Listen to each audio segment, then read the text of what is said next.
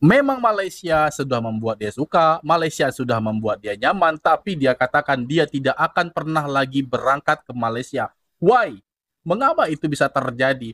Kok malah kebalikannya ya? Kalau kita sayang, kalau kita suka, kalau kita cinta, aturannya bagusnya kan kita sering datang ke sana, tapi dia tidak lagi ingin datang ke. One, two, three, come on!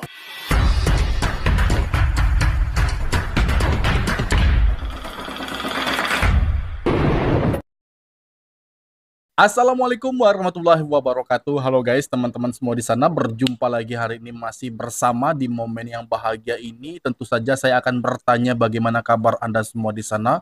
Ya, saya di sini beserta doa yang baik-baik untuk kita semua. Semoga dalam keadaan baik saja, sehat senantiasa jasmani juga rohaninya, dan pekerjaan kita, aktivitas kegiatan apapun itu jenisnya, semoga juga diberkahi dan juga diberikan kelancaran oleh Allah Subhanahu wa taala. Amin amin ya robbal alamin.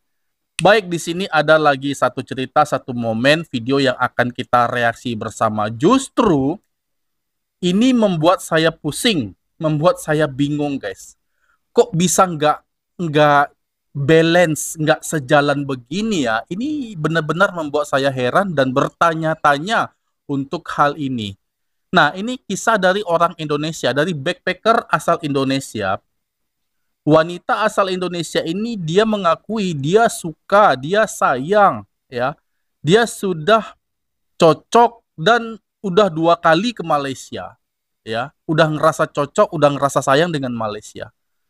Tapi dia tidak ingin lagi datang ke Malaysia. Dia tidak mau lagi datang ke Malaysia. Nah, ini benar-benar menjadi satu pertanyaan besar bagi saya. Bahwa sejatinya kalau kita sudah mulai suka, kita sudah mulai sayang, tentu seharusnya kita rajin untuk datang ke sana. Tapi wanita ini berbeda, guys. Dia mengatakan bahwa dia sangat cinta, sangat sayang dengan Malaysia, sangat suka dengan keadaannya, tapi dia tidak mau lagi ke sana. Nah, di sini menjadi tanda tanya besar kepada saya dan juga semua orang. Sebenarnya apa yang terjadi kepada wanita ini, guys? Nah, di sini kita akan melihat langsung pengakuan dia. Apa yang terjadi sebenarnya ya, guys ya? Kok bisa nggak sejalan begitu? Oke, langsung saja guys. Sebelum kita mereaksi video itu, alangkah baiknya bagi Anda yang belum support channel ini, nah, silakan kalian dukung dulu dengan mengklik tombol subscribe dan aktifkan notifikasi bell agar tidak ketinggalan update video terbaru dari channel ini. Yuk, mari kita reaksi bersama guys ya. Ini menjadi pertanyaan bagi semua orang, apalagi saya guys. Semakin suka tapi semakin tidak mau datang. Oke, langsung guys. Tanpa banyak basa-basi, let's go. Disclaimer ya guys, ini pendapat gue tentang negara yang pernah gue kunjungin. Gue suka, tapi gue nggak mau balik lagi ke sana. 1, Malaysia, karena gue udah pernah ke sana, udah 2 kali. Yang gue suka dari negara ini, jaraknya antara negeri kita, Konoha, sama tuh negara deket. Terus otomatis tiket pesawatnya terjangkau, kayak gitu. Terus cuacanya, iklimnya sama kayak kita, tropis.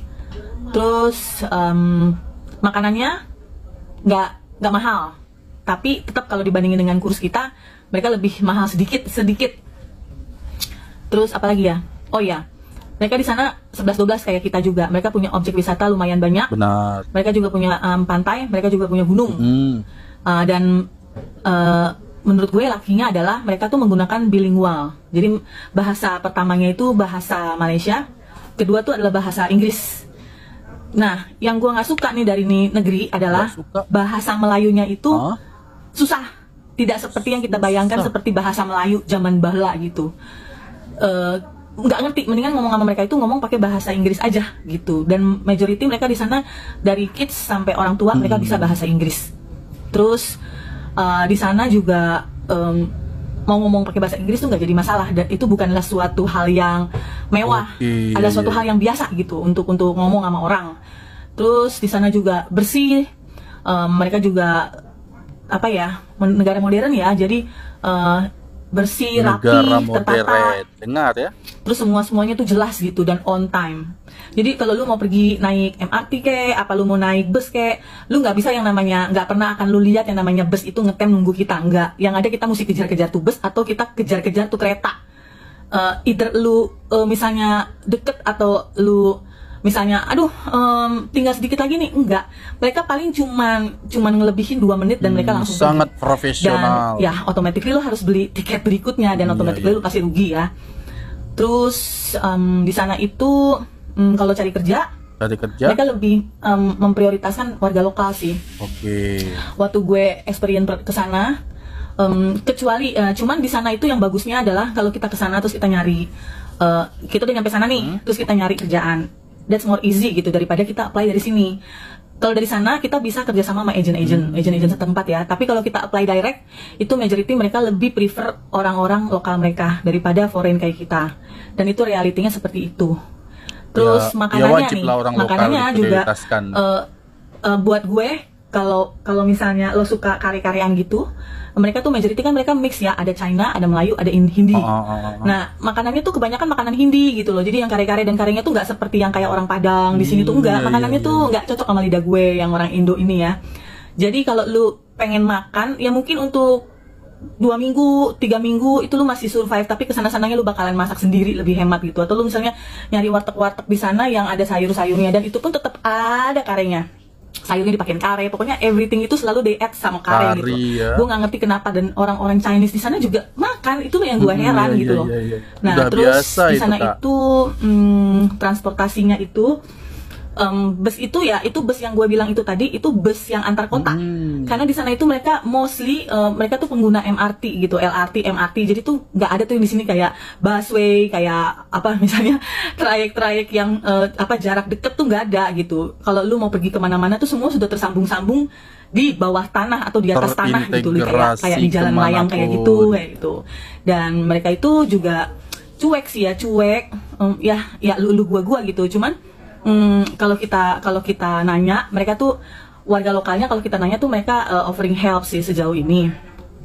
Cuman kalau misalnya lu baru pertama kali ke sana, gue saranin kalau misalnya lu pengen backpackeran, misalnya lu rezeki lu lagi banyak, ya lu nggak usah backpackeran. Tapi kalau rezeki lu itu UMR-an, ya mendingan lu gue saranin stay di hostel-hostel kayak gitu ya, yang untuk backpacker. Dan mereka tuh bener-bener ngasih ngasih apa adanya.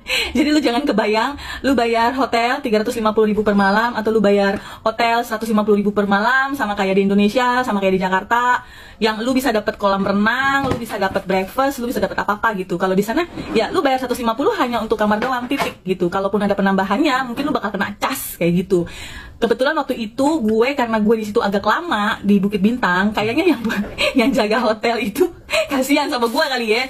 Jadi tuh laundryan gue juga di free in gitu, tapi gue nge-laundry sendiri gitu.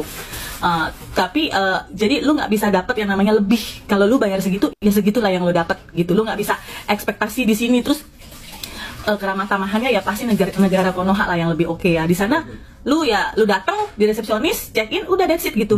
Nggak ada tuh yang namanya welcome ini itu, nggak ada gitu, karena itu bukan budaya mereka kayak gitu.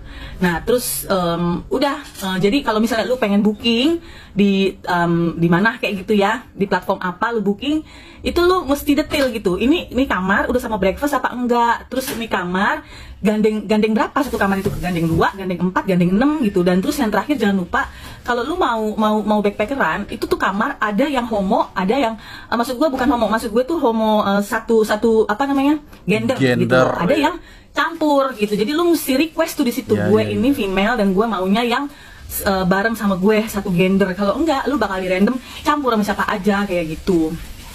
Terus di situ lu lihat ada wifi, ada breakfast kayak gitu. Kalau nggak ada dengan harga segitu, ya menurut gua kamarnya juga imut-imut ya. Beda lah sama kita mungkin, karena tuh negara itu juga kan luas tanahnya gak gede-gede amat ya. Jadi jangan lu bandingin sama Jakarta yang berhektar-hektar begitu dengan penduduknya yang berjuta-juta itu. Lu nggak bisa samain gitu. Jadi mereka memaksimalkan untuk mencari cuan dengan jalan, ya udah mereka bangun hostel-hostel kecil yang bisa bikin cuan kayak gitu. Yang penting lu bisa datang, bisa nginep, bisa bermalam, itu udah bagus gitu. Nah terus udah gitu, kalau misalnya lu mau jalan-jalan kayak gitu, ya kalau suggestion gue sih, kalau karena itu deket ya, nggak usah lu pakai tour and travel kayak gitu-gitu, itu kayaknya wasting money ya. Tapi sih gue terserah kalian pada gitu ya. Kalau buat gue karena itu negara kan itu kan bisa connecting langsung ke Singapura, bahkan even lu bisa juga langsung ke Thailand ya kan, atau bisa langsung ke apa sih Vietnam gitu ya. Nah gue sih sarannya lu backpackeran aja, karena kalau misalnya lu pakai tour and travel, lu bakal dikejar-kejar, mesti bangun lebih early, lu mesti ngikutin segala event, lu bisa ketinggalan bus. Karena apa, lu mesti kejar-kejaran lah, karena kan lu bakal keliling destinasi tuh ke titik A, ke titik B, ke titik C, dan itu capek banget kan. Jadi mendingan lu enjoy time lo aja gitu, supaya lu kagak ketinggalan, lu nggak rugi juga cuan lo, nggak rugi gitu. cuan. Ya, itu sih gue punya suggestion ya, semoga bermanfaat. Dan sudah kita saksikan videonya ya guys ya. Di sini di awal Aka ini mengatakan bahwa memang Malaysia sudah membuat dia suka, Malaysia sudah membuat dia nyaman, tapi dia katakan dia tidak akan pernah lagi berangkat ke Malaysia. Why? Mengapa itu bisa terjadi? Kok malah kebalikannya ya? Kalau kita sayang, kalau kita suka, kalau kita cinta, aturannya bagusnya kan kita sering datang ke sana. Tapi dia tidak lagi ingin datang ke Malaysia. Saya nggak tahu guys. Ya, dia tidak mengatakan hal tersebut, dia tidak mengatakan alasannya.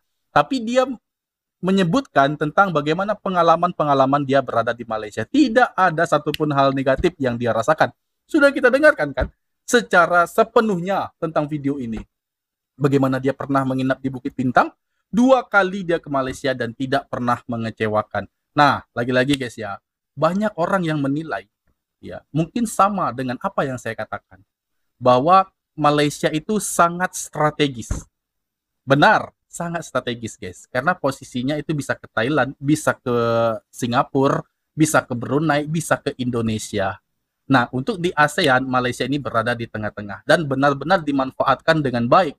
Bukan hanya bagi para backpacker, tapi orang yang membawa serta seluruh keluarganya itu bisa datang ke Malaysia. Setelah itu dia ke Thailand, setelah itu dia ke Singapura, dan juga bahkan ke Indonesia. Jadi kebanyakan dari mereka turis-turis itu berpusat ke Malaysia, dan Malaysia menjadi satu istilah destinasi yang benar-benar diminati oleh banyak turis, terutama bagi mereka yang ingin melihat pantai, ingin melihat hutan, pohon, hewan-hewan liar ya seperti di Gerik itu ya guys ya. Nah, ini semua orang suka di sana guys. Karena kadang ada orang letih dengan pemandangan kota dan kota lagi guys ya, banyak bangunan-bangunan tinggi. Tapi ada sebagian dari mereka ingin keluar daripada itu.